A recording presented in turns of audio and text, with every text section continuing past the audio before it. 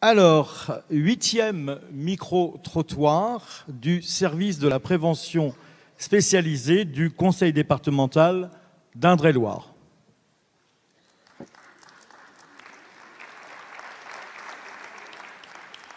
La parentalité, c'est une chose qui doit... toi aussi, tu peux me donner ton avis. Oui, oui. Regarde. Non, mais je te regarde, vas-y. La parentalité, c'est une chose qui n'est pas forcément innée. Okay. Tous les parents n'ont pas les bons outils pour X raisons pour accompagner leurs enfants. Donc, il y a des aides à la parentalité, ce qui est très bien. Il n'y a pas de manuel pour être parent, en fait. Hein, c'est ça. On fait avec ce qu'on a, avec nos bagages, comment on a été élevé, etc. Hein. Voilà, surtout. Justement, bien les écouter pour voir s'ils ont quelque chose à dire, parce qu'il suffit des fois d'un regard ou d'un geste qui peut nous en tant que parents, nous dire que l'enfant va pas bien. Et ça, c'est très important. Attends, là, j'espère que vous m'écoutez tous. Moi, je dis, certains parents français... Oui, là, il faut vraiment essayer de la faire passer, ce que je veux dire. Moi, je dis, certains parents, il faut les ramener dans les pays africains pour un bon stage, pour bien comment éduquer les enfants. Parce que là-bas, ça faute. Là-bas, on peut mettre des petites baffes, on a le droit.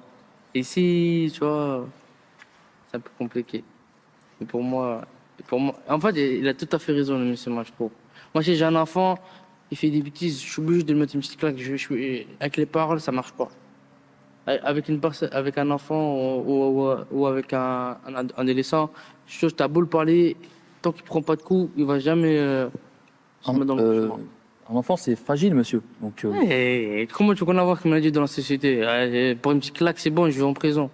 Enfin, il y a beaucoup de parents qui, pour une petite claque, ils vont en prison, c'est vrai.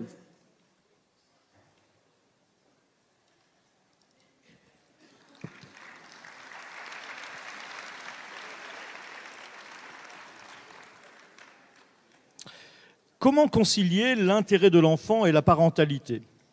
Si l'on prend en considération le fait que la parentalité est plurielle, et ce, en raison de la diversité des contextes culturels et des modèles familiaux, il apparaît alors que la difficulté du travail éducatif réside dans l'exigence de la prise en compte des situations familiales concrètes, qui témoignent de croisements ou d'oppositions pour faire écho au titre de ces assises. Bertrand Hagenmüller, réalisateur, sociologue et formateur, va intervenir, pour cette première intervention donc, de la matinée, sur Pratique d'ailleurs, et son intervention sera émaillée d'extraits de films qu'il a réalisés. C'est à vous.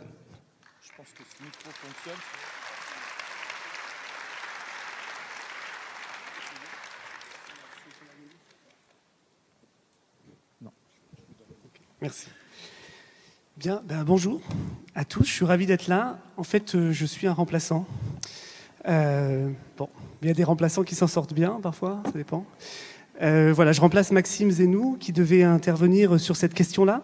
Et il se trouve qu'on travaille ensemble, notamment sur les questions de protection de l'enfance en Outre-mer. Et voilà, je me présente en 2 mots, parce que en tant que remplaçant, c'est bien de se présenter. Donc mon métier, c'est d'être sociologue et d'être réalisateur de films documentaires. En tant que sociologue, en fait, moi je dis souvent que je travaille sur l'accompagnement des vulnérabilités. Alors vous allez me dire, qu'est-ce que c'est, les vulnérabilités, tout ça est un peu... Mais ça m'intéresse beaucoup et j'essaye d'accompagner des équipes, soit en formation, soit à travers des conférences, soit à travers la mise en place de structures innovantes, j'aime pas trop ce terme, mais enfin, pour essayer de réfléchir à la manière dont on peut penser l'accompagnement des vulnérabilités et peut-être parfois la penser différemment. Ressourcer aussi les pratiques éducatives. Voilà. Et il se trouve que j'ai été aussi sociologue dans un service d'aide éducative à domicile où je travaillais comme responsable de projet d'action collective. Voilà. Et que du coup, en tant que sociologue, c'est ça qui m'intéresse, en protection de l'enfance, mais pas que. Je travaille sur les questions d'Alzheimer aussi, ou du handicap, etc., etc. Et puis, mon autre métier, c'est de faire des films documentaires, et notamment sur les questions de protection de l'enfance. Et il se trouve qu'en fait, le lien avec cette question de pratique d'ailleurs, je crois que c'est ça, pratique d'ailleurs, c'est parce que précisément, j'avais fait un film qui s'appelait À tes côtés, sur la protection de l'enfance, où j'avais suivi pendant 1 an 4 éducateurs qui faisaient du milieu ouvert, hein, en AED, AEMO.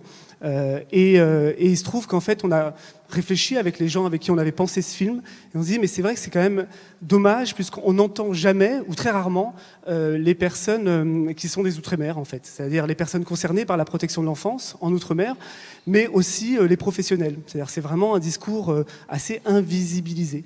Je vais doucement invisibiliser, parce que c'est difficile à dire. Et du coup, en fait, on est parti de cette idée simple, de se dire, mais est-ce qu'on ne pourrait pas faire des films documentaires, des courts-métrages, qui pourraient nous servir de réflexion collective en allant en Outre-mer, donner la parole à ceux qui font la protection de l'enfance. Et alors, rapidement, c'est un projet donc, qui s'appelle Jeunesse d'Outre-mer. Vous avez vu le... Ok. Et non, parce qu'on est assez fiers, donc attends le... Et du coup, ça a donné lieu en fait à un site interactif sur jeunesse-d'outre-mer.com. Et j'adore. Et du coup, on peut y avoir accès facilement puisque c'est en libre accès. Et l'enjeu, c'est un site qui permet justement d'aller voir, non pas... l'enjeu était évidemment pas de faire de la pub et de dire telle structure est merveilleuse, etc., mais plutôt de partir d'aventures de personnes, soit des personnes accompagnées, soit des professionnels, et essayer de les suivre un peu pour comprendre aussi ce qu'elles vivaient et ce qu'elles avaient à dire sur leur expérience. Donc le site, voilà, vous vous baladez sur la carte pour l'instant de Mayotte et La Réunion, puisque c'était les 2 premières étapes, et on peut regarder ces documentaires, et du coup, j'espère que ça soulève des questions. En tout cas, ça nous permet, moi, avec les professionnels, souvent, notamment en Outre-mer, mais pas que, de penser de manière incarnée, puisque je trouve que ça sert à ça, un film documentaire, c'est-à-dire d'incarner des questions qu'on se pose. Moi, je dis souvent que quand on fait un film documentaire, à tes côtés, je l'ai souvent dit, par exemple, quand j'interroge des éducateurs, mais aussi d'autres gens dans l'accompagnement, ils me disent souvent, ce qui est le plus important, c'est la relation. C'est ça, la relation authentique, etc. Et moi, je dis, et c'est quoi, en fait? Et voilà, on se rend compte que souvent, on manque de mots pour pouvoir l'expliquer. Et donc précisément, faire un film documentaire, c'est toujours un peu une entreprise vaine, mais en tout cas, on espère toujours pouvoir mettre en image ou donner une image incarnée de ce qui nous semble fondamental, c'est-à-dire la relation, mais que pourtant on a du mal à nommer et à expliquer. Donc voilà, on s'est lancé dans cette aventure, il y a eu ce site. Et puis la deuxième partie, et j'en reviens juste, c'est pour ça que je dis qu'en plus je suis un remplaçant de dernière minute, c'est que là je reviens de 2 mois de tournage aux Antilles et en Guyane. Bon, vous allez me dire, il y a pire. Mais ceci dit, c'était une aventure voilà, qui était assez intense. Je suis arrivé il y a 2 jours et voilà. Et du coup, le lien s'est fait de cette manière-là. On s'est dit, ça serait peut-être bien que tu puisses dire 2 mots, puisque Maxime ne peut pas venir, sur ces pratiques d'ailleurs. Pas sûr d'ailleurs que ça soit d'ailleurs, hein, parce que qu'est-ce qu'est l'ailleurs, etc. Bon, bref, on va en parler, c'est un peu le sujet. Voilà. Et c'est fini. Et il se trouve aussi, dernier mot d'introduction un peu longue, un peu trop longue. Donc vous allez voir quelques extraits. Je vous ai même fait peut-être des petits montages hier soir dans ma chambre d'hôtel pendant que d'autres faisaient la fête. Et voilà, donc, mais vraiment parce que je voulais vous montrer aussi 2 ou 3 images aussi de la Guyane. Je trouvais que c'était intéressant d'avoir ça, notamment une juge qui va faire des audiences foraines en territoire amérindien. Mais voilà, et puis la dernière chose que je voulais dire avant, c'est que cette question de la parentalité, puisque c'est le thème, croisement ou contradiction avec la protection de l'enfance. Non, c'est ça, croisement ou contradiction? C'est pour savoir si vous avez bien regardé la... Paradoxe? On n'est pas tous d'accord sur l'intitulé. Ok. Opposition, ouais, c'est ça. Il me semble bien que ce n'était pas contradiction. En tout cas, moi, c'est toujours quelque chose qui m'a particulièrement intéressé là, en tant que sociologue et en accompagnement des équipes, puisque en fait, j'ai beaucoup travaillé avec les parents, et notamment à travers ce qu'on appelle des co-formations, vous savez, où il y a des parents et des professionnels qui sont ensemble pendant 1 jour, 2 jours, et on réfléchit ensemble au sens de l'accompagnement. Moi, je trouve ça absolument fascinant, mais ce que je constate à chaque fois, c'est que quand je propose ça, je ne suis pas le seul, évidemment, plein de gens le font, la première réaction, c'est « Ah non, ça va être compliqué quand même, les parents, tu sais, surtout les parents d'enfants placés, tu sais, c'est difficile. Et puis, une fois qu'on l'a fait, qu'on arrive à continuer à considérer l'autre comme source de valeur, pas uniquement comme source de valeur, mais aussi comme source de valeur. Et là, on se rend compte que justement, c'est même pas une question morale, en fait. C'est une question pratique, voire pragmatique. C'est-à-dire, j'ai besoin de trouver chez l'autre ce qui fait valeur pour pouvoir travailler avec lui. En fait, je connaissais un psychologue qui disait moi, j'ai toujours besoin d'aimer, je suis obligé d'aimer quelque chose, une petite chose chez quelqu'un, pour pouvoir travailler avec lui. Si je l'aime pas, quelque chose chez lui, j'y arrive pas à rentrer en lien. Donc, cette question de comment on considère les parents, alors je pense particulièrement aux parents d'enfants placés, parce que là, du coup, la question de la dangerosité, etc., est de fait plus importante. Mais ça me paraît essentiel. Et puis la deuxième chose que je constate aussi souvent, c'est qu'à chaque fois que j'interroge des parents, toujours, ou presque, ils décrivent une expérience d'humiliation, pour le pire, mais de mépris en tout cas. C'est-à-dire le sentiment d'être maîtrisé, je dis sentiment parce que ce n'est pas toujours le cas, par une institution, pas forcément par des personnes, mais par une institution, un fonctionnement opaque, quelque chose qu'on ne maîtrise pas, qui nous rend impuissants, sur lequel on n'a pas prise. Ce sentiment de mépris est quand même un sentiment fondateur, souvent chez les parents qui connaissent la protection de l'enfance. Et je trouve que ça, rien que ces deux questions-là, m'habitent, me préoccupent et me posent plein de questions sur comment on peut travailler différemment ensemble. Alors, je vais vous parler de l'ailleurs. Alors c'est vrai que j'avais pris des notes quand même, parce que je suis sérieux.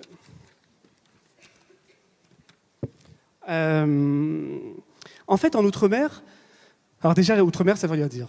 Enfin, évidemment, entre la Martinique, la Guadeloupe, la Guyane, la suite, la Réunion, Mayotte, évidemment, on a des réalités extrêmement différentes. Donc, c'est difficile de dire les Outre-mer. Ceci étant dit, il y a quand même aussi des questions, et c'est ça que je vais essayer de vous exposer. Il y a quand même des choses, notamment sur cette question de protection de l'enfance ou de parentalité, qui convergent et qui, à mon avis, donnent matière à réfléchir, y compris en métropole.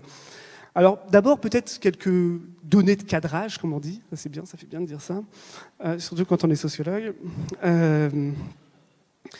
Bon, à Mayotte, 8 enfants sur 10 vivent sous le seuil de pauvreté. En Guyane, ils sont 6 sur 10. À Mayotte, un enfant sur deux, une personne sur deux, pardon, est mineure. Donc c'est pour vous représenter un peu ce que c'est une société où une personne sur deux est mineure. On estime aussi à Mayotte que, alors c'est pas très clair, il y a un rapport de Gilles Séraphin, là, il n'y a pas longtemps, qui est sorti, mais c'est pas très clair, on estime qu'il y a à peu près 10 000 enfants non scolarisés à Mayotte. Enfin, je sais pas, il faut se représenter, c'est une île qui compte 300 000 personnes. Et vous avez 10 000 enfants qui n'ont pas accès à l'école. Qui n'ont pas accès à l'école, pas uniquement parce que... pas parce qu'ils ne veulent pas y aller, mais parce qu'on leur refuse le droit de s'inscrire, contrairement à, évidemment, ce que impose la loi. Par ailleurs, on a, je crois, en Guyane, 10% des mères ont moins de 20 ans. Ça donne aussi, c'est-à-dire c'est 10 fois plus qu'en métropole. Ce qui donne aussi un peu à voir, à prendre en considération que les enjeux sont évidemment très, très différents. Et du coup, à Mayotte, par exemple, on invente des lois. Là, la loi, on essaie de changer la Constitution. Vous avez suivi un petit peu pour que, en fait, comme il y a une forte immigration comorienne, je ne vais pas refaire l'histoire de Mayotte parce que c'est un peu complexe, mais du coup, on se dit, on va changer la Constitution pour que finalement, il n'y ait plus la possibilité de devenir français quand on n'est pas né sur le territoire français. Ce qui pose quand même un sacré problème éthique et qui nous pose une question aussi quand on ne cesse d'affirmer, mais j'y reviendrai, que la République est une et indivisible, que la loi doit s'appliquer de la même manière partout. Voilà. Il y a un article dans la Constitution.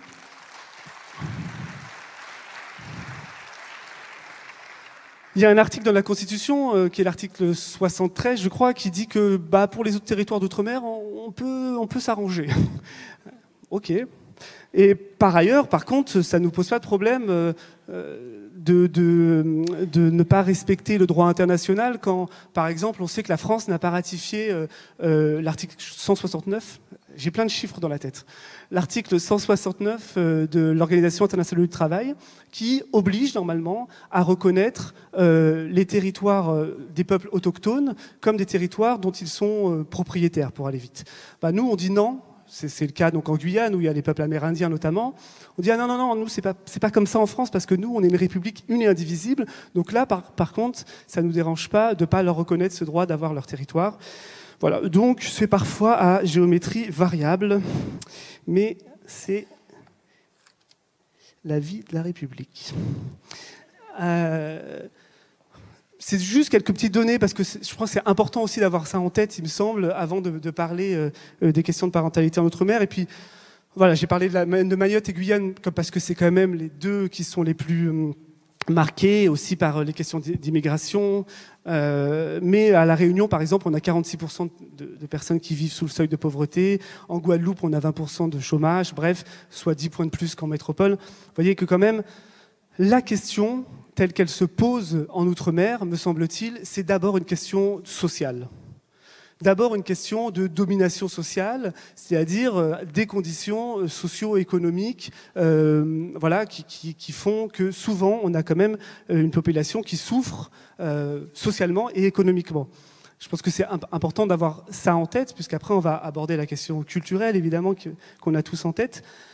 Mais cette question économique et sociale, elle est importante à dire. Et évidemment, en tant que travailleurs sociaux, quand on travaille là-bas, alors il faut se représenter, hein, ça dépend des lieux, mais c'est aussi des métros parfois qui viennent 1 an, 2 ans. À Mayotte, par exemple, c'est souvent le cas. Voilà, parfois pour vivre une aventure. Il y a des gens aussi comme moi qui viennent faire un tournage, des petits blancs qui aiment bien faire. Donc voilà, on est très contents, on vient prendre. Mais ça pose quand même un problème aussi de cette domination sociale qu'on représente, c'est-à-dire avec nos normes, nos valeurs, notre position socio-économique. Alors les sociologues adorent faire ça, hein. Je ne me nourris pas de la dénonciation. Ce que je veux dire, c'est que c'est un peu un constat. C'est un constat aussi qu'on fait en métropole, hein. Il n'y a pas besoin d'aller à l'autre bout du monde. En métropole, je ne sais pas, Donzelot, vous connaissez, il a écrit la police des familles, par exemple. Enfin, il nous explique à quel point les classes moyennes viennent voir les classes populaires, on va dire, pour parler de manière très caricaturale, pour leur dire ce qu'il faut faire. Alors ça, c'est facile à dire. Une fois qu'on est sur le terrain, évidemment, qu'est-ce qu'on fait de ça ? Au moins, cette conscientisation me semble une chose importante, un premier pas, et puis après, on négocie, on réfléchit ensemble. Et, voilà. Et ça, c'est la première chose. La deuxième chose que je voulais vous dire, hop, avec un micro, c'est mieux, c'est qu'évidemment, quand on va parler de protection de l'enfance en Outre-mer, il se pose aussi évidemment la question de la domination culturelle et de tout ce qui se joue autour du colonialisme et de la position de jusqu'à où on peut être considéré dans une position post-coloniale, néocoloniale, etc., etc.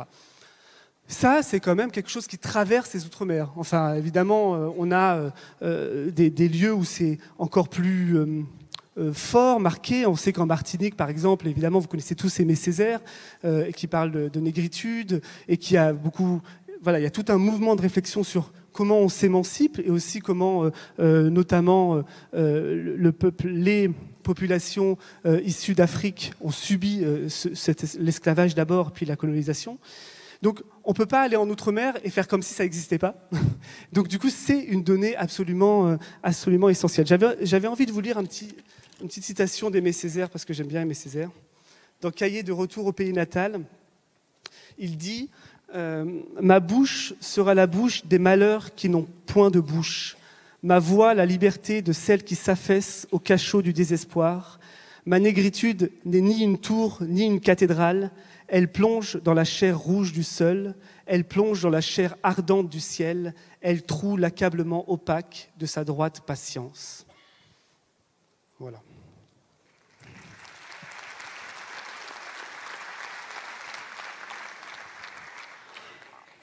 En tout cas, on peut pas. Cette question, elle est toujours hyper présente. Et je le disais tout à l'heure, surtout quand on est un métro qui vient blanc, qui vient de 10 000 km de là et qui vient penser la question de l'éducation. Évidemment qu'on est confronté toujours à cette question. Et si on n'est pas confronté, c'est un problème. Si on n'a pas au moins conscience que c'est une question et que ça charrie plein de contradictions, c'est un problème. Et d'ailleurs, on a vu tous des psychologues, des éducateurs arriver avec leur concept du développement de l'enfant à appliquer strictement, etc. Et qui arrivent dans des lieux à Mayotte où il y a 10 personnes qui vivent dans une pièce, dans des bidonvilles. Et ce n'est pas une caricature, hein, parce que c'est quand même le quotidien de plein de gens, et qui se dit, si j'essaye d'appliquer exactement ce que j'ai appris, la chambre individuelle, etc., je vais avoir du mal à m'en sortir. Et donc, il y en a qui ne peuvent pas et qui repartent, c'est clair. Ceux qui restent, c'est souvent ceux qui, justement, font avec ces contradictions. Et c'est là où ça m'intéresse, c'est de dire, cette double domination sociale et culturelle, il ne s'agit pas de s'auto-flageller en disant « Ah oui, on est les méchants, etc. » Mais il s'agit juste de dire « Oui, bien sûr, on est bourré de contradictions. » Et la question, ce n'est pas de nier ces contradictions, c'est de les intégrer comme étant le travail. Et là, et c'est ça qui aussi je trouve intéressant en Outre-mer, c'est que souvent en Outre-mer, tout ce qu'on se pose ici en métropole, et c'est la même chose, mais en plus saillant. C'est la même chose en plus intense, et d'une certaine manière en plus clair sur cette question de domination sociale, sur cette question notamment de domination culturelle. Donc qu'est-ce que ça veut dire intégrer les contradictions ? Ça veut dire proprement avoir ce qu'on appelle en philosophie une position éthique et pas morale. Ah. Là, c'est pour caser un peu de philosophie. C'est-à-dire éthique et pas morale, c'est-à-dire l'éthique, vous savez, c'est en fait on a des valeurs, et ces valeurs, elles sont parfois contradictoires, c'est-à-dire on veut pouvoir accompagner un parent dans sa parentalité notamment, et en même temps on veut protéger un enfant. Et du coup, parfois il faut protéger l'enfant contre le parent qu'on veut accompagner. En fait, ces valeurs, elles coexistent. Donc il ne s'agit pas forcément de les hiérarchiser, il suffit juste de prendre conscience qu'en fait les questions éthiques, c'est des questions de peser. On ne cesse de peser, dans le meilleur des cas, ce qui nous semble juste, non pas en général, mais ce qui nous semble juste ici et maintenant. Et c'est ça la grande différence avec la morale ou une position moralisatrice. C'est-à-dire, dans la pensée taoïste, on dit « le sage est sans idée ». C'est-à-dire que le sage est sans idée première. C'est celui qui sait regarder le contexte, peser, accepter les contradictions et prendre une décision qui ne sera pas une décision universelle et atemporelle, mais une décision qui lui semble juste ici et maintenant. Voilà ce que c'est une position éthique. Et donc, c'est une position qui nécessite nécessairement d'accepter nos ambivalences, c'est-à-dire des valeurs qui coexistent en nous. Et évidemment, et là je le dis de manière un peu provocatrice, quand on parle d'intérêt supérieur de l'enfant, évidemment, tout le monde se dit « Ah oui, c'est devenu J'ai un ami et collègue, Bernard Benatar, qui est philosophe et qui dit souvent, en référence à Roland Barthes, nous on a des mots manas. Vous savez, des mots manas, c'est dans la culture polynésienne, c'est des mots magiques. Il suffit de les dire et tout le monde fait « Ah oui, bien sûr, oui. Donc il faut poser le cadre. Ah oui. Non, c'est important de garder la bonne distance. Non, maintenant on ne dit plus ça change. Maintenant on dit il faut développer son pouvoir d'agir. Mais du coup, intérêt supérieur de l'enfant, c'est devenu un mot mana. Alors vous me direz, certes, c'est aussi dans la CIDE, et la CIDE, c'est ce qui gouverne normalement nos lois, hein, c'est le droit international. Mais quand même, quand on creuse, on sent bien que c'est bourré de contradictions. Même à l'intérieur même de la CIDE, il y a plein de contradictions. Enfin, je veux dire, par exemple, je regardais la dernière fois l'article 29 qui nous dit il faut que reconnaître l'appartenance de l'enfant à sa famille, à sa tradition, etc., que c'est un droit fondamental.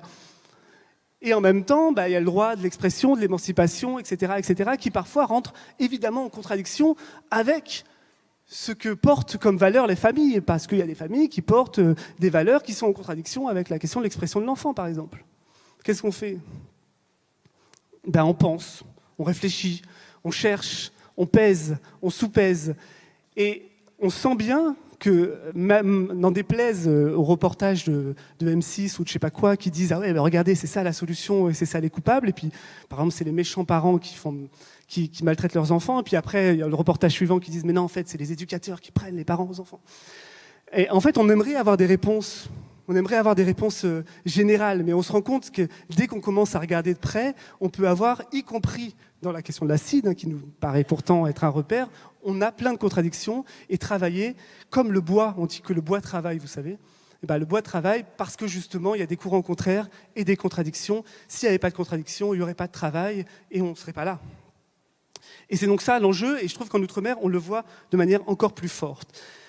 On le voit plus fort aussi parce qu'on est toujours tiraillé entre le droit à la différence, vous savez, et le droit à l'indifférence, qui sont des choses qu'on retrouve un peu partout, mais c'est-à-dire, par exemple, moi je rencontre beaucoup de gens de famille en Outre-mer, mais j'en croise aussi partout, qui me disent moi je veux qu'on me reconnaisse dans ma culture, dans ma spécificité, dans ma différence.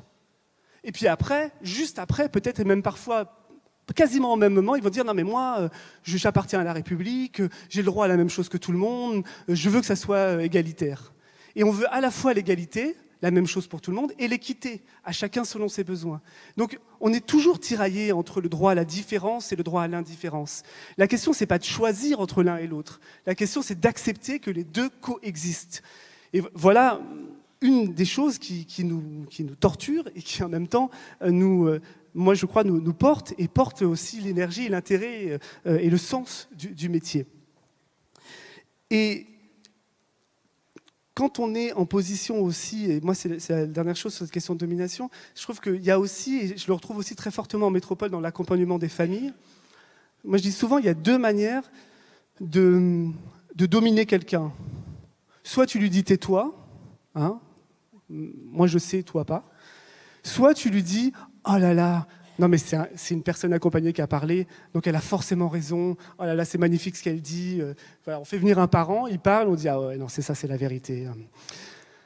Et là on sent que les deux, c'est-à-dire d'un côté on est guetté par le côté colonialisme, soumission de l'autre, et de l'autre on est guetté par une espèce d'exotisme qui en fait nous fait dire, dès que quelqu'un parle comme ça, ah oui c'est merveilleux. Mais reconnaître l'autre en tant que personne, dans sa dignité, l'autre comme mon égal, c'est aussi pouvoir lui dire mais tu dis des grosses conneries quoi, et dire à un parent, à un enfant ou je sais pas quoi, mais non mais moi en fait je suis pas du tout d'accord, et accepter de rentrer en discussion d'égal à égal sur ces sujets-là, c'est ça aussi qu'il nous faut prendre en compte. Et le risque en Outre-mer, c'est évidemment, de manière encore plus renforcée, ça, soit la position du colon, moi je sais, mais en général on reste pas longtemps et on s'en va, soit la position de l'exotisme magnifié, qui est de dire ah oui, hein, c'est formidable, vous savez, c'est formidable, tout est formidable là-bas, on devrait s'en inspirer. Oui, on devrait s'en inspirer, mais pas que. Les gens sont complexes et ne sont pas que des sources d'inspiration. Parfois aussi, c'est bien de pouvoir en discuter. Et puis la dernière chose, ça fait 3 fois que je dis la dernière chose. Ok, c'est la dernière fois. C'est qu'en Outre-mer, on est aussi, moi je l'ai vu comme ça en tout cas, c'est clair qu'on est aussi dans il y a quand même une capacité d'innovation. J'aime pas ce terme. Innovation, il ne faut pas trop... Vous aimez l'innovation ? Il y a une capacité, en tout cas, c'est sûr qu'on sent moins le poids qu'on sent de toute l'administration, d'une bureaucratie très lourde, etc.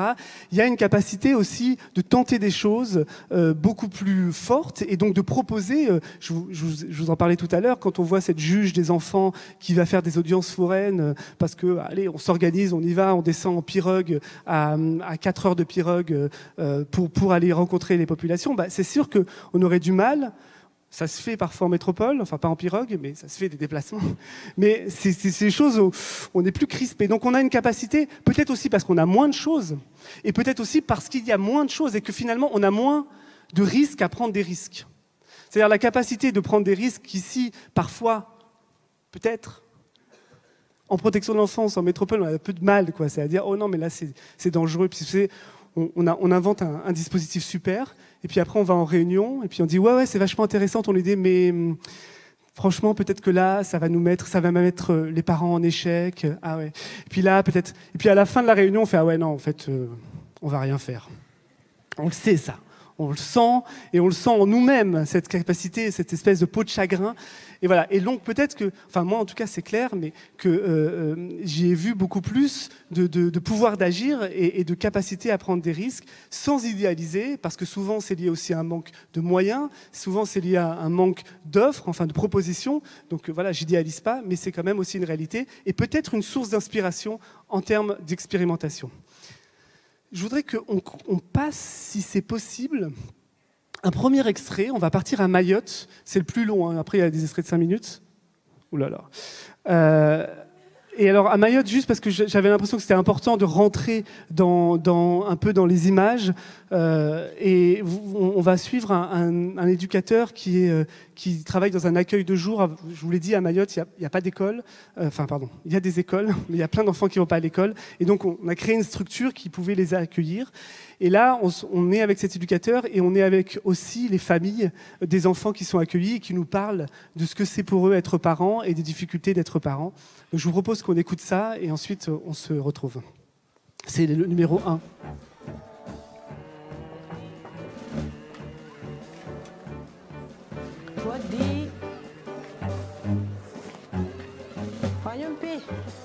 Namkaribu vande hatu ndi mayangu ndi babangu mewama yangu bande mwana nyangu wa vile alosada unde amdunga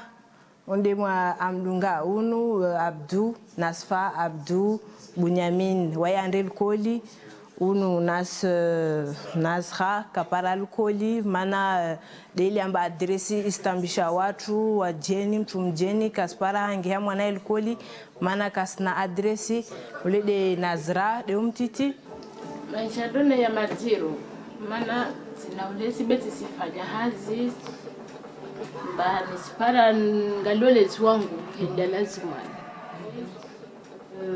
ana titu sina empo atinese juru beti sina empo tina security sociale beti sina konti yani banda sina konti de boti sina hazi chucho pia sintambisha maana empo mpaka adresi au playa shanza na miti sina kongo isiru tambisha maana Faransa si de maore maana mtenda Faransa mtunga luwa normali be wasi hunu haki za Faransa wasikarizi para hunu wasikari bolwazo tahata wasikari zono misande tulomo na kari wono tahata abosh tongo siri tamsha Zanziro na wasi tongo Zanziro na wasi abo karisi jo wasiro yeshinja tutu.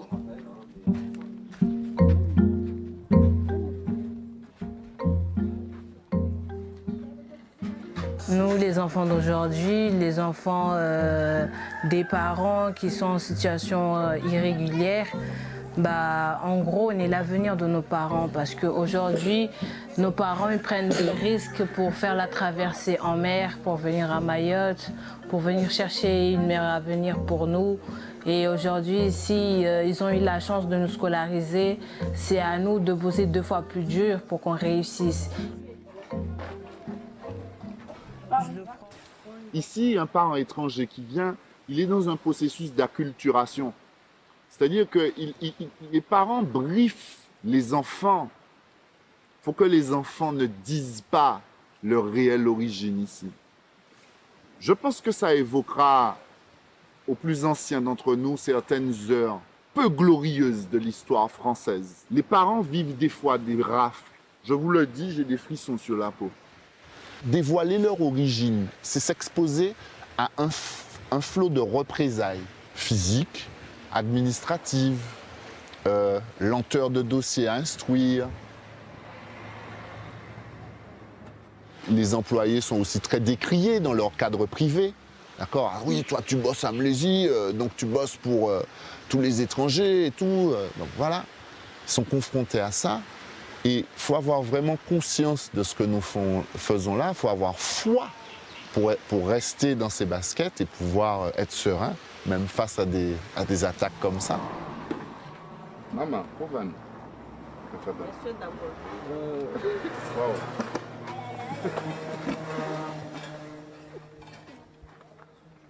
Assalamu alaikum. Et on est venu vous voir aujourd'hui pour savoir un petit peu qu'est-ce que ça représente pour l'école et quelle amélioration dans sa vie, mais aussi dans la vie de ses enfants, ça lui apporte d'être à Mayotte. Yanvelea maure hunu tambuna mashaka yanvelea hunu tsatsola tu hangu na jamu sono ba hunu wa Malezi nsijanje nzungu Malezi Malezi ntini Malezi ya wana washinda wasome bepsina hazi maksuda ambabalele hazi nifanyao mbane stumen ba mwezi komen livwe mana ntini harmaz nyumbari liyo stola tola bande karsina nafasi ya hula wala ya hunwa lawa leo kesi bana lawa be manu wanangu wasuja utihe mwanamkoba umbinge wendo wa kesi bale lawa bani be mtana ahe homa shama mazito usivinga mwana saki mononi shahula tohenwa maji tukaske simoni okamba neba abantu boke skabo mtuka na makazi evo roho tulia be mtukasi na makazi roho katulia olawa hoho ni je hunu silawa haujakta unono ja kana maradi kuzungu haunono bebada maradhi yare kana grosses tumaini yangu na baki vanu ti maisha bora uhindi ni betu wanangu wasome. Et j'aimerais qu'elle nous dise ce que ça représente pour elle, que les enfants aient pu trouver quand même un lieu d'instruction, même si ce n'est pas encore l'école de droit commun. Sishukuri ya Mungu maana stabia na wana wanyao wako dalikoli wako Januye dagoni lera wanyao wahima prepare wala wako Januye na miska utabi hakiasi just paramba mlezimaro wasirenga na tamba kwa sina adresi bos profite sedeti wa vele hayo maintenant ça va mieux. Sifanya kila jitihadi ne mwana pare likoli normal kame muhaununua adresi ne mwana ende ne kamda rwamba so nimba adresi nimbe marke hai kiasi ya tahozi marke nsomba mwana ende likoli muhimu tu yasome wa ya pare ya maisha yatikedelenka tu yasome ya tsine ya tsukuma ashinde ya jakadre ne maisha ya. Ouais. Est-ce qu'on peut poser la même question à papa Delamy? Et puis, qu'est-ce qu'il voit comme avenir pour Delamy? Atawana wasoma wapare mashao na yatu. Mana wasoma de toparo mashao ya jue yarendele. Amba mujemwa adilishe atawapare msomo wenza mali utushindorle wale. Mana nikawa para mali watushinda walele nafsi zao warsaidina jamu.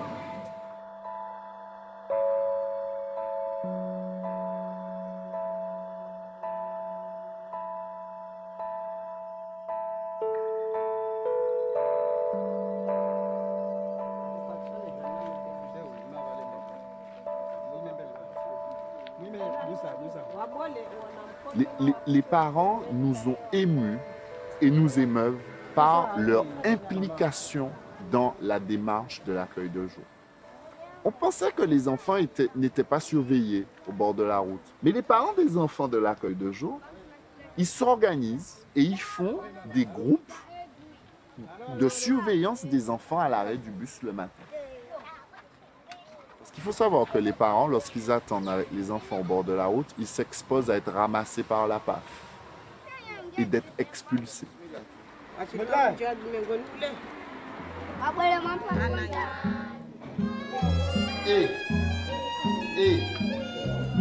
Mohamed,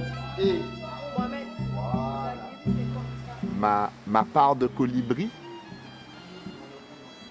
c'est d'essayer de donner à ces enfants-là, premièrement de l'amour, mais qui est décliné par un cadre bienveillant. Je dis à mon équipe, je leur dis, nous sommes des fantassins. Nous sommes en première ligne. C'est nous qui tenons le front. Et le front de la solution. Pas le front de la répression, pas le front de l'exclusion, le front de la solution par l'éducation. Voilà.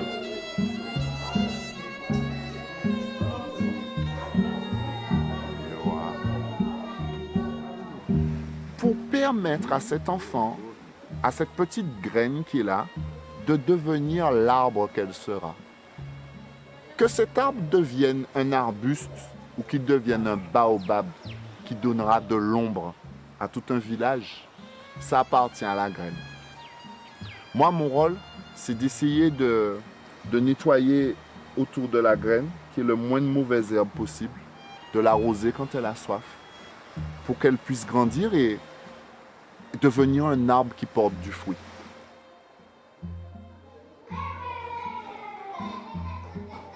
Je crois dans le fait qu'un enfant puisse être né dans un pays où il souffre, venir avec ses parents dans des conditions de mer, risquer sa vie, arriver sur une plage de Mayotte, grandir, s'inscrire à l'école, être inséré dans la société, trouver les voies et moyens de s'épanouir.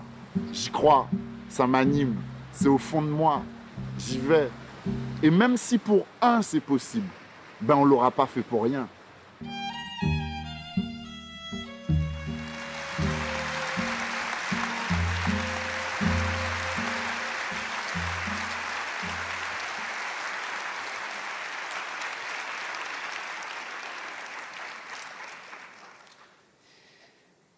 Donc voilà quelques images en fait. Évidemment, ça dure beaucoup plus longtemps en fait, mais du coup c'est quelques petits moments de cet accueil de jour. Juste en quelques mots, peut-être dire moi ce qui m'interpelle en fait dans ce qui est dit là. La question évidemment de l'école, vous l'avez compris. Je ne l'ai peut-être pas dit tout à l'heure. À Mayotte, une personne sur deux est étrangère. Et la plupart du temps comorienne. Donc du coup, c'est cette réalité-là. Et à Mayotte aussi, l'enjeu du racisme ou de la domination n'est pas que des métropolitains qui viennent, mais aussi des Mahorais qui viennent voir arriver les Comoriens et qui nourrissent. Pas tous, évidemment, mais il y a un racisme important et donc du coup un rejet, y compris des travailleurs sociaux qui accompagnent ces enfants. Enfin, ça a été dit.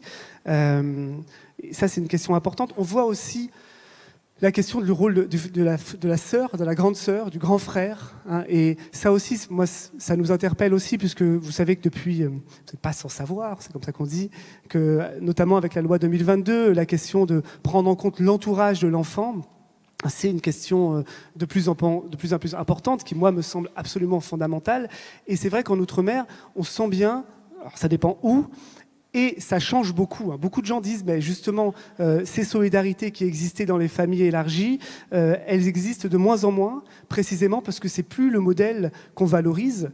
Et du coup, c'est parfois un peu faux de dire qu'on a beaucoup plus de solidarité élargie. Mais quand même, on retrouve des organisations familiales. Par exemple, à Mayotte, souvent, les parents sont expulsés quand ils n'ont pas de papier, ce qui est souvent le cas.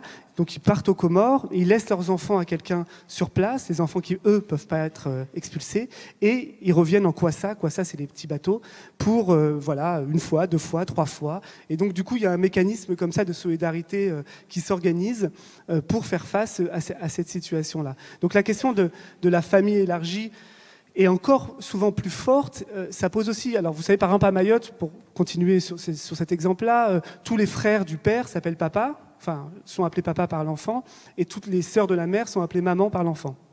Voilà. Évidemment, nous aussi, dans un truc, on dit c'est important de savoir le père, la mère, qui c'est, etc. La plupart du temps, ça ne crée aucune confusion pour l'enfant. Il sait très bien qui est son père ou sa mère biologique, ou qui est son père ou sa mère qui joue ce rôle-là de manière primordiale, on va dire. Mais ça crée une réflexion autour de la parentalité complètement différente. Évidemment, quand vous appelez toutes les sœurs de votre mère, maman, c'est pas exactement la même chose. Je suis pas sûr que ça crée de la confusion, contrairement à ce qu'on pense. Mais ça crée effectivement un entourage différent. C'est un exemple parmi d'autres. La dernière chose, c'est sur la place des grands frères et grandes sœurs. Ici, nous, on dit souvent, oui, il faut pas être, comment on dit, parentifié. Voilà.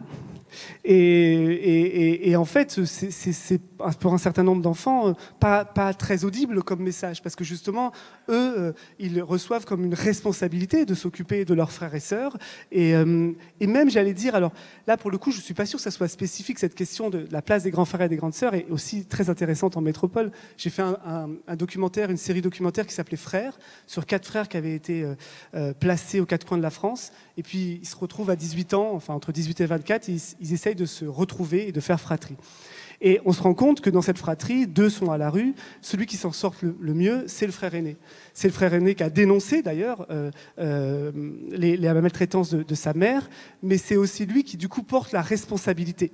Et la responsabilité qui sans doute le pèse, mais aussi le tient debout et le tient dans sa vie, et de fait en tout cas, en termes d'insertion, c'est celui qui s'en sort le mieux. Bon. Je dis ça, évidemment, c'est un sujet parmi d'autres, mais c'est pas inintéressant de aussi l'avoir en tête. Et puis, je trouve que dans ce que disent les parents, ils disent plein de choses magnifiques. Hein. Enfin, on mesure, évidemment, vous mesurez à quel point la manière de poser la question de la parentalité n'est pas exactement la même quand on a affaire à ce genre de conditions objectives, d'exclusion. Mais c'est très intéressant aussi de voir le rapport à la sécurité, que j'ai aussi beaucoup retrouvé en Guyane. Des parents qui quasiment parfois enferment leurs enfants dans des espaces tout petits. Là, j'aurais pas le temps de vous le montrer, mais il y a une mère qui dit, voilà, elle a 8 enfants, on a passé une demi-journée avec elle, et elle est enfermée dans 30 mètres carrés maximum. Et donc nous, on dit, ah, mais c'est pas possible, l'enfant, il doit se développer, etc. Mais elle dit, mais moi, dehors, c'est dangereux. Si mon enfant sort, en fait, il va être pris dans des bandes, dans des machins, dans des trucs, et en fait, je veux pas qu'il devienne un délinquant. Et cette question de lutter contre la délinquance, contrairement souvent à ce qu'on dit, on dit ah oui, les parents sont démissionnaires, etc. C'est l'obsession de ces parents-là, quoi. L'obsession, c'est comment on fait, comme le saumon qui remonte le courant, pour essayer à un moment donné de faire en sorte que son enfant ne tombe pas dans la délinquance, alors que objectivement, on vit dans des tout petits espaces, il y a des réseaux de drogue, etc., qui sont au bas de la porte. Et du coup, je crois que ça donne aussi à réfléchir sur quand on dit à ses parents non mais c'est important de ne pas être démissionnaire. Je veux dire, personne ici, ou très peu d'entre nous en tout cas, ne vivent ce que c'est de devoir lutter contre cette possibilité que son enfant devienne délinquant, parce que c'est au pied de chez nous. Quand on vit dans des beaux quartiers ou dans des quartiers sûrs, quand on s'arrange pour aller dans les bonnes écoles, on n'a pas exactement ce genre de problème. Et ça, c'est une obsession quotidienne chez les gens qu'on rencontre. Voilà, je voudrais qu'on regarde autre chose. Peut-être vous avez des questions, on n'a pas le temps. C'est après les questions. Après, ouais, si on a le temps. Si on a le temps, c'est ça, c'est le problème. Les choses, elles s'embriquent. On va parler maintenant aussi de la question de la reconnaissance culturelle et des différentes cultures avec cette juge des enfants. Avant, il y a un extrait que je ne peux pas vous passer parce qu'on n'a pas le temps. D'une mère qui nous dit mais moi, ils veulent que j'éduque. Donc c'est une mère guyanaise qui vit près de Cayenne et qui dit mais moi, ils veulent que j'éduque mes enfants comme leurs lois le disent, mais moi, je peux pas. Alors j'essaye de comprendre pourquoi, donc je lui pose plein de questions. Et elle me parle de choses très concrètes. Elle me dit mais il m'oblige à amener mon enfant chez le médecin. Et alors ça, par exemple, c'est une source, ça a l'air bête, hein, parce que nous, voilà, la santé, l'hygiène, la moralité, tout ça. Mais en fait, elle dit, mais moi, la santé, j'ai tout un savoir. Elle est bushinangaise. Bushinangaise, vous savez, c'est les Noirs marrons, c'est-à-dire c'est les Noirs, la population noire qui sont échappés de l'esclavage pour former des villages, souvent en Amazonie, dans des villages un peu reculés, à La Réunion, plutôt dans les hauts, c'est-à-dire dans les montagnes. Donc voilà. Et cette femme bushinangaise, elle dit ça. Elle dit, mais moi, j'ai de la médecine traditionnelle, en fait. J'ai des plantes, je sais faire. Quand il a tel symptôme, je lui donne telle plante, etc. Et elle se retrouve devant le juge qui lui dit, non, tu vas chez le médecin. Et elle dit, mais non, mais moi, je la soigne. Mais non, moi, je vous demande de la soigner. Et vous voyez, alors du coup, là encore, méfions-nous de l'idéalisation de « ah oui, mais elle sait ce que c'est la vraie santé alors que nous, on est corrompus en Occident ». Je ne dis pas ça. Je dis simplement que comment on rentre dans un langage commun quand on a si peu de choses en commun. De la même manière, elle dit « mais moi, on m'a coupé de chez moi ». Bon, elle ne le dit pas comme ça, mais elle habite dans 30 mètres carrés, près de Cayenne, en ville. Elle dit « mais moi, je ne sais plus rien faire ». Parce qu'avant, j'habitais à la campagne, je savais cultiver, j'étais lié à mon territoire, ça avait du sens. C'était ça, éduquer mon enfant. Et aujourd'hui, on me demande d'éduquer un enfant, je ne comprends pas en fait. Je ne comprends pas parce que j'ai plus de pouvoir d'agir. Je suis plus connecté à ce qui était ma ressource pour éduquer. Et donc, du coup, tout ça, mis bout à bout, alors après, il y a aussi la question de la violence, hein, qui est aussi une question qui intervient. Est-ce qu'on a le droit de punir un enfant physiquement, etc. Ça, c'est des questions qui reviennent souvent. Mais en tout cas, on mesure à quel point c'est des questions qui se posent avec force. Et donc, on a cette juge. Je vous ai fait un petit montage très rapide de Naïs Boulier, qui est une juge incroyable, qui fait des audiences foraines, et avec qui on est parti une semaine en pirogue et tout ça, c'était drôle, avec la substitut du procureur. Et là, vous avez un tout petit exemple monté à l'arrache hier soir où elle fait une audience dans un carbet au milieu de nulle part. Et puis après, elle nous parle surtout de la question de comment on fait appliquer la loi quand on est à des milliers de kilomètres de la métropole. C'est l'extrait numéro 2.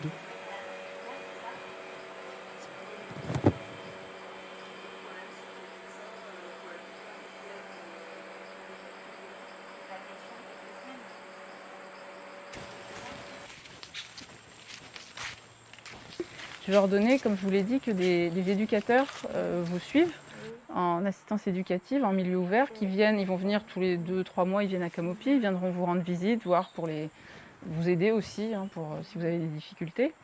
Et puis s'assurer qu'il y a bien le suivi à l'école, le suivi médical. Et donc, c'est une mesure d'assistance éducative en milieu ouvert pour 1 an qui est confiée à la PJJ. D'accord ? Voilà. Donc, soyez pas surpris si vous avez d'autres des éducateurs qui débarquent, qui viennent vous voir. Voilà. D'accord ? En fait, au bout d'un moment, je me dis, moi j'ai déjà fait, je sais pas combien en kilomètres en route et en piste, et on a fait 100 km de pirogue. Enfin, en fait, au bout d'un moment, je suis là. Alors, je suis pas là pour rester dans mon bureau et me dire, ah bah, ils sont pas venus me voir.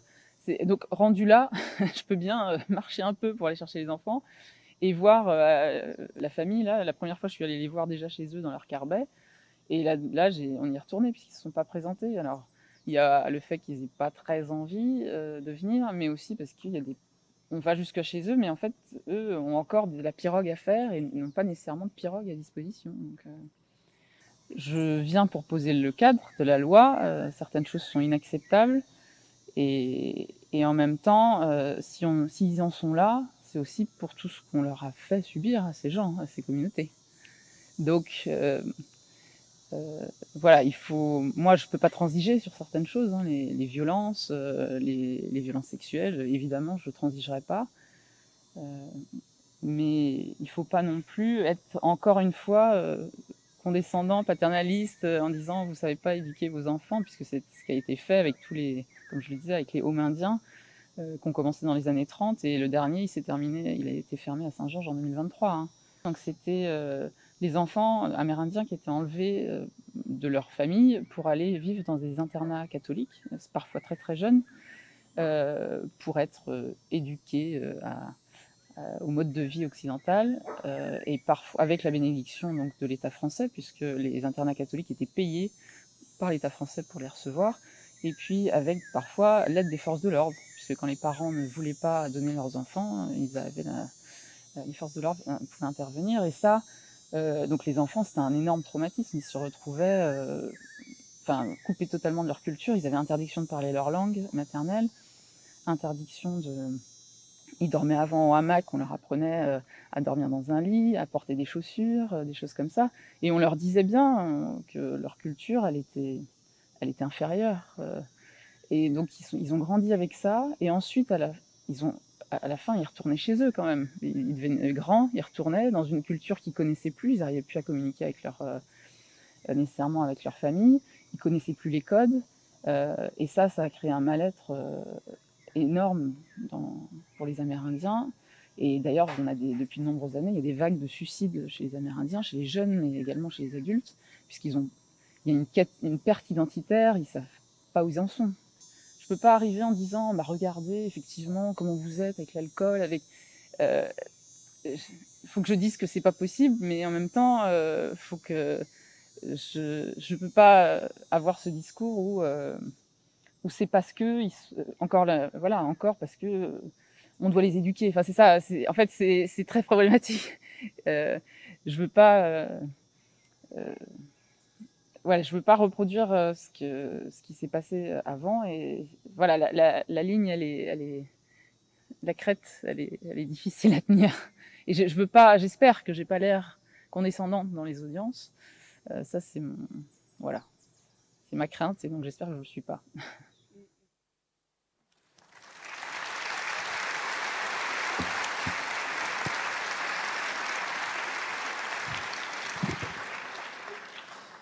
Je suis habillé n'importe comment, il fallait me le dire, non? Je me vois derrière.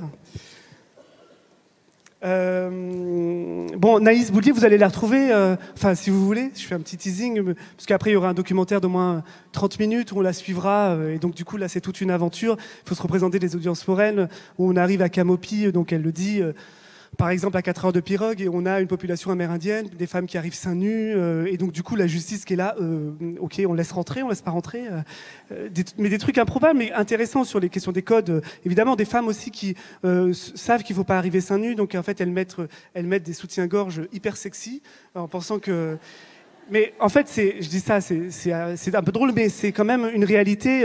Et comment on l'accepte, jusqu'où on accepte, etc. Je trouve que c'est assez passionnant. En tout cas, moi, ça m'a passionné sur justement tout ce qu'on raconte juste avant, cette espèce de tension entre faire appliquer des lois, ne pas accepter qu'il y ait de violence, etc. Parce que c'est la Convention internationale des droits de l'enfant, parce que ça nous paraît juste de faire appliquer ces lois, et en même temps, entendre et prendre en considération, elle a parlé des hommes indiens, vous avez compris du coup ce que c'était, hein, ces pensionnats. On peut faire référence aussi aux enfants de la Creuse à La Réunion, hein, qui ont été déportés. Le terme est, à mon avis, pas excessif. Déportés parce qu'on s'est dit, bah, tiens, on va les mettre dans la Creuse. Après tout, la République est une et indivisible. Hein, et c'est un discours qu'on a entendu encore très longtemps. C'est-à-dire... pour ne pas le citer, moi j'entendais... Alors maintenant, il a beaucoup changé là-dessus. Mélenchon... Enfin, on ne parle pas de Mélenchon dans un colloque comme ça, si on n'a pas de problème. Mais il disait justement, il y a 5000 enfants qui sont délinquants et qui sont dans les rues à Mayotte, on n'a qu'à les ramener en métropole, la République est une et indivisible. Non. Précisément, c'est ça aussi, c'est cette question de l'universalité, comme si c'était la même chose d'être à Mayotte, en Guyane, dans les territoires amérindiens, et d'être à Paris ou à Bordeaux. Non. Et donc la prise en compte du territoire, du lien que les gens ont à leur territoire, est absolument fondamentale. Et vous avez vu sa manière de réfléchir, ce que j'aime beaucoup, c'est qu'elle a une position proprement éthique. Elle n'a pas de solution, mais elle les cherche en avançant. Et moi, je crois que c'est ça qui fait justement, qui nous rend juste quand on est dans l'accompagnement. Et puis, la dernière chose dont je voulais vous parler, ah oui, petite histoire. Il y a eu une audience, je ne vous raconte pas toutes les audiences, mais il y a plein de trucs à raconter. Il y a une psychologue avec une éducatrice qui arrive, et c'était intéressant parce que ça m'a fait beaucoup penser j'avais fait un film qui s'appelait À tes côtés, je l'ai dit tout à l'heure, et il y a une scène avec une famille, une mère qui est complètement perdue pendant un jugement où il y a 8 professionnels qui vont tous de manière très bienveillante, mais pour expliquer le problème des enfants, etc. Et elle s'accroche, elle ne comprend pas. Oui, votre fille est parentalisée, elle ne rentre pas à la maison tant que ça ne sera pas résolu. Qu'est-ce que c'est parentalisé? Bref. Elle s'accroche à un jargon, à une langue qu'elle ne comprend pas. Et il y a quelque chose qui me semblait assez violent dans cette interaction-là. Et là, dans les audiences foraines, on a eu ça, évidemment, encore pire, où la psychologue, on voit, alors, il y a 10 personnes dans la salle d'audience, c'est le bordel, les enfants courent partout, etc., parce qu'on ne peut pas les mettre ailleurs. Et elle dit oui, il semble, sans regarder les personnes, en regardant la juge, madame est dans une position très fusionnelle, et tel enfant est dans la toute-puissance. Récite son discours purement occidental, là pour le coup, avec une psychologie du développement purement occidentale. Et là, on sent le vertige qui nous habite. On se dit, waouh! Mais je ne sais pas si elle a raison ou elle a tort. Je sais par contre que ça ne sert à rien, en fait, qu'elle parle un langage complètement abscon, étrange, et qu'en fait, il n'y a aucune connexion qui se fait avec les personnes. Et si la question, c'est comment on aide les gens, comment on se connecte à eux, là, c'est raté. Donc, là, on voit bien à quel point la question de l'expertise a ses limites si elle ne permet pas la connexion à l'autre. Et ça, je trouve que c'est... Et c'est même ce que Bourdieu appelle la violence symbolique, vous savez, c'est que du coup, on dit, ça c'est une évidence, alors qu'en fait, non, c'est une manière de voir le monde. Et la psychologie, qui a beaucoup d'avantages, parce que, a aussi l'inconvénient, sans doute, d'avoir contribué à rendre un espèce de discours scientifique, donc objectif, pour dire ce qu'il en est de manière objective. Et ça, c'est ce que Bourdieu appelle la violence symbolique, c'est-à-dire on dit, mais maintenant ça ne se discute plus, c'est objectif. Évidemment, c'est scientifique. Pourquoi on en discuterait? Et ça, c'est quand même une prise de pouvoir qui, à mon avis, n'est pas tout à fait juste, et surtout, il me semble assez contre-productive. On a encore 10 minutes 3. Voilà. Ça s'appelle... La violence symbolique. Moi, j'aurais dit que c'était une violence pratique, là, mais... Alors, du coup, j'ai pas le temps on n'a pas le temps d'aller à la réunion, donc je vais vous en parler de la réunion, quand même. Non, on n'a pas le temps. Je sais pas. Non, mais moi, je veux pas de problème, je suis remplaçant. Non, on n'a pas le temps. Alors... Donc, ce qu'on va... Non. On vient de me rappeler. Mais qui commande ici? C'est le moment de faire la révolution. Bon, moi je me soumets à l'ordre légitime, hein, parce que je suis lâche. Du coup, juste la réunion, vous pouvez aller sur le site jeunesse-d'outre-mer.com. Juste parce que ça me semble important, on est allé notamment dans un lieu qui s'appelle Cascabar, et où des gens de la protection de l'enfance, ça c'était la Croix-Rouge, travaillent avec Daniel Waro. Daniel Waro, c'est un artiste, musicien très très connu à La Réunion, et qui a défendu plus que tout autre la question de la prise en compte de la culture créole. Et il y a toute une réflexion éducative magnifique. Je vous invite à aller voir ce court-métrage qui s'appelle La sagesse des liens, et puis surtout à s'intéresser de ce que dit Daniel Waro, mais aussi sa femme, Florence Félix Waro, qui dit des choses absolument magnifiques sur la question aussi du lien, de la disponibilité, de l'éducation. Et en fait, eux, ils ont créé un espace, justement, où il dit, mais il y en a à La Réunion, comme dans beaucoup d'endroits, on nous a interdit de parler créole. À l'école, on n'avait pas le droit de parler créole. On a écrasé notre culture. Et il dit, mais si on veut accompagner ses enfants et ses parents, il faut se reconnecter à eux. Et en tout cas, les parents, c'est sûr que leur culture créole, là aussi, c'est même pas moral, c'est pratique. Si on n'arrive pas à parler un langage commun, hein, je faisais allusion à la question des juges et des audiences, parler un langage commun, c'est absolument essentiel. Et donc, eux, ils se battent pour recréer... C'est fini, c'est ça ? On me presse, je suis désolé. Ah. Donc ils se battent. Non mais j'ai fini. Hein, j'ai fini. Et donc ils se battent pour s'appuyer sur la culture créole et notamment et aussi un rapport. Et c'est ça que je voulais dire parce que mon obsession, je l'ai pas dit ici. J'ai 2 obsessions dans la vie. C'est la boussole éthique de l'accompagnement. C'est un peu ce que j'essaie de défendre. Et du coup, j'avais pas le temps d'en parler. Et ma deuxième obsession, c'est comment on politise la protection de l'enfance. Moi, je crois qu'on a été dans une positionnement en protection de l'enfance qui est de plus en plus dépolitisé. On en fait un objet technocratique, c'est-à-dire qui appartient à un savoir objectif dont je parlais. On individualise les situations. Aussi, on dit finalement, c'est que des histoires individuelles juxtaposées qu'il faut traiter les unes à côté des autres, en oubliant que les gens partagent souvent les mêmes questions sociales, les mêmes questions de domination, les mêmes questions de domination culturelle parfois, et que du coup, rappeler que ça devient une question politique, c'est, à mon avis, important, mais une fois qu'on a dit ça, on a fait la moitié du chemin. L'autre moitié, c'est comment on le politise au quotidien dans notre travail. Et il me semble que ce que nous apprennent aussi les Outre-mer, c'est de passer de l'universel au pluriversel. Je vous invite à voir ceux qui défendent ces concepts, à la créolité. La créolité comme un concept politique qui est de dire, en fait, on est une société mosaïque avec plein de gens d'origines différentes et que justement, revendiquer la créolité plutôt que revendiquer l'uniformité, c'est aussi une affirmation politique. Je crois qu'il faut qu'on ressource, alors avec les Outre-mer, qui sont, à mon avis, une source d'inspiration, plus qu'on ne le pense, mais aussi de plein d'autres manières, qu'on ressource notre langage pour politiser cette protection de l'enfance. C'est cette condition, politiser au sens, pas politicienne, mais au sens d'en faire un enjeu politique. Et l'enjeu politique, il ne se réduit pas, même si c'est très important, à la question de l'organisation et des moyens, même si c'est absolument fondamental, il se pense aussi comme, au-delà de la gestion des... Qu'est-ce qu'on défend ? Quelle éducation, pour quel monde? Et la question de la créolité, à mon avis, peut être une manière d'interroger et de ressourcer notre rapport à la protection de l'enfance. Donc, finalement, si on regarde les Outre-mer, et en lien, 1 minute. Je crois que je ne serai pas resélectionné.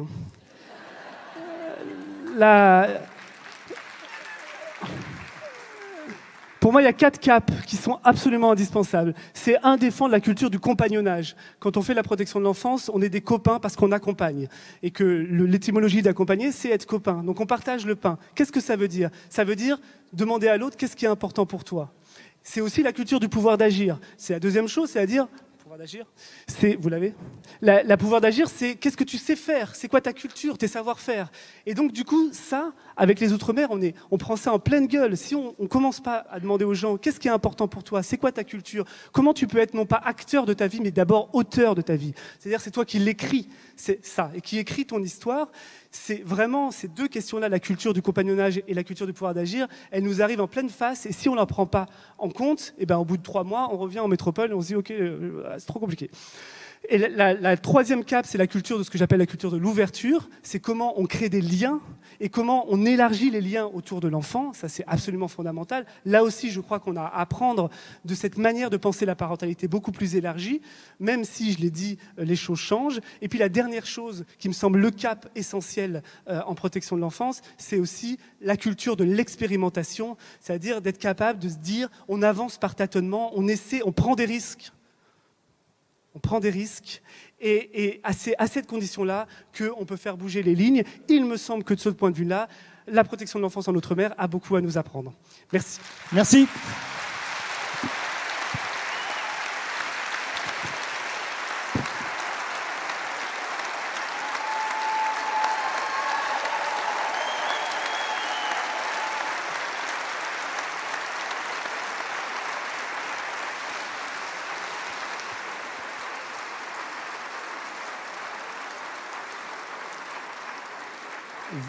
Vox Populi, vous allez peut-être être sélectionné à nouveau. Alors, on n'a pas le temps pour les questions. Ah, désolé, non, c'est pas possible. Ça, c'est de votre faute, vous avez. Et on passe directement, donc, au dessin de Pavot. Et oui, bonjour à tous, ravi de vous retrouver. Ça va, vous n'êtes pas trop fatigués de la soirée d'hier? J'ai vu des petites têtes ce matin. Allez, quelques dessins sur l'intervention de Bertrand. Alors, je ne vais pas faire semblant, on se connaît, donc je me permets de te tutoyer. Alors, Bertrand nous a expliqué qu'il était un remplaçant, donc j'ai fait ça.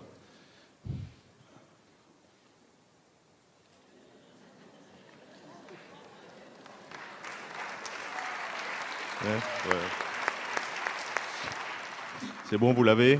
Peut-être pour un vendredi matin, elle est un peu jazzy celle-là, hein? Ouais. Ok, qu'est-ce que j'ai d'autre? Alors oui, Bertrand, tu nous as parlé en fait, du fait qu'il y avait peut-être deux façons d'aborder l'autre lorsqu'on allait outre-mer, c'est-à-dire une façon qui est un peu colonisatrice, colonialiste ou un peu oppressive, et puis et une autre qui serait exotisante un peu. Donc voilà, je t'ai dessiné au travail.